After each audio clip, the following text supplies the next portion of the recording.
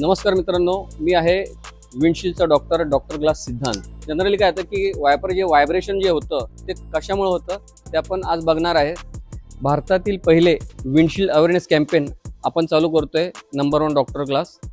तर ह्याच्यामध्ये जनरली काय होतं की विंडशील्डवर जे वायपर जर समजा तिरके असतील तर माती भरपूर घासल्या जाते त्याच्यावर आणि याच्यामुळे काच वगैरे खराब होते।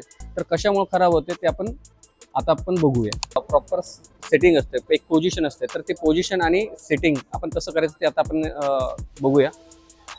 हे वायपर पहिला काढून घ्यायचे। वायपर काढल्यानंतर हे काचेवर ठेवायचं। काचेवर ठेवल्यानंतर इथला जो वायपरचा जो सेट जो आहे काय हा पूर्ण फ्लॅट सरफेस काचेवर असलं पाहिजे, ठीक आहे। जर समजा सरफेस जर क्लिअर जर नसेल, टच जर नसेल, तर याचा अर्थ आपला वायपर अँगल चुकलेला आहे।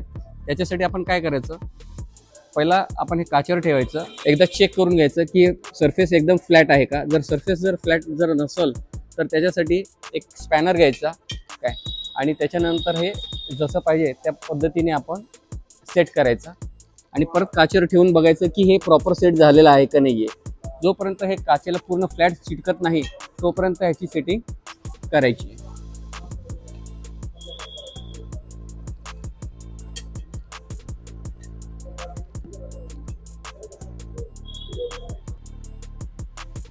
तर मित्रांनो, हे जो वायपरचा जो आर्म जो आहे तो एकदम फ्लॅट ह्या काचेवर बसला पाहिजे। जर तुम्ही जर बघितलात तर याच्यामध्ये एक पेपरचा तुकडा इथून जातोय, इथून जात नाहीये, म्हणजे याचा अर्थ हा जो वायपरचा जो आर्म जो आहे तो काचेला सरफेस एकदम टच होत नाहीये।